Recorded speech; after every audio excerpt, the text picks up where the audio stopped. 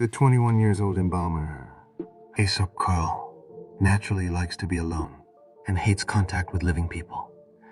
Instead, he gets closer to the deceased.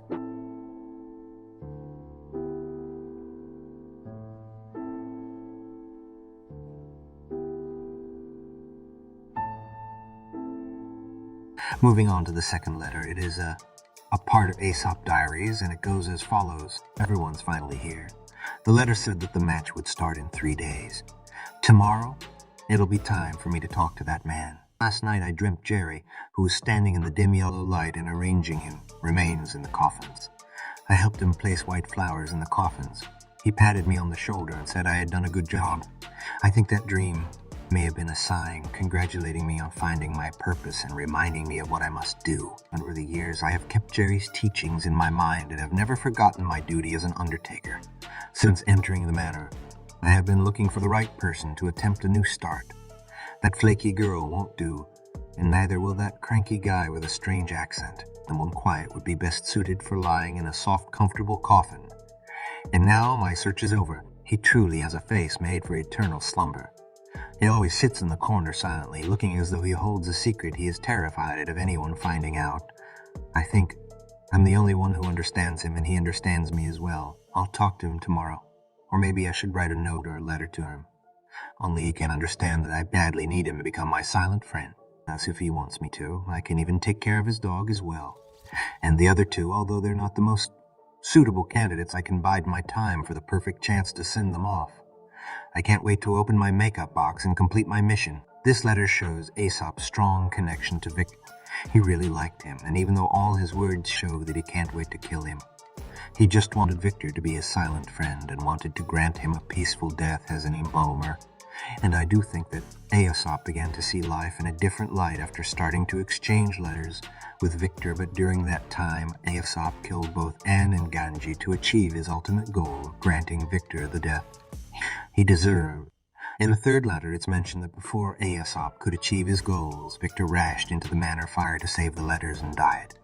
When that happened, Aesop became emotional and triggered. He fell into despair and headed into the burning flames of the manor to see Victor dead and decided to go to his room to write the final page of his diary.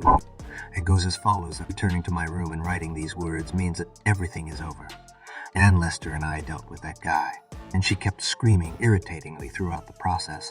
Later, I made arrangements for her and completed my mission in an orderly fashion. The flames seem to be sending everything off, and my friend has fallen asleep in flames for his pursuit. I admire his persistence, but I still feel sorry for him.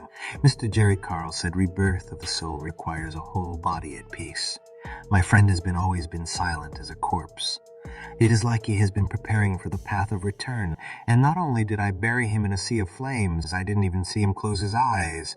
As for Mr. Jerry Carl, the one I'm most grateful to, the last time I saw him, his entire body was soft as if his bones were made of noodles. I spent quite a bit of time embalming him, and he groaned in pain when he finally took his last breath. The flames are growing. I can smell the burning, and dust from the broken wood is falling on me. It's like a stone thrown at me from long ago. It isn't very painful, but it distracts me.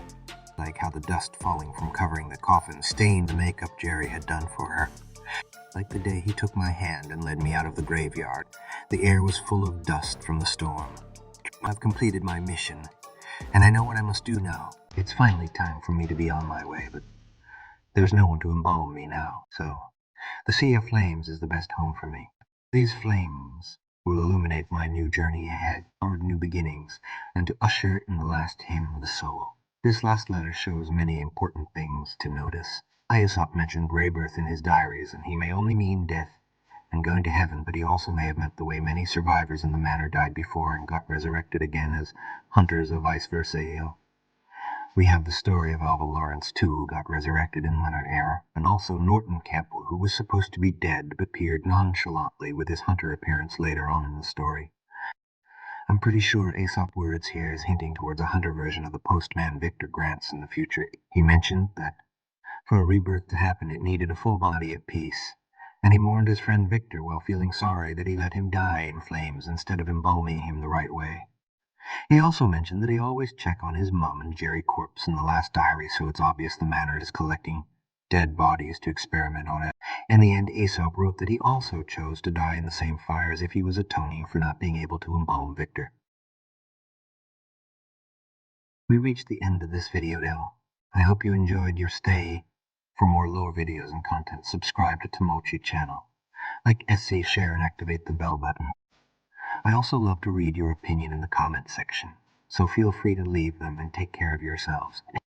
See you next time.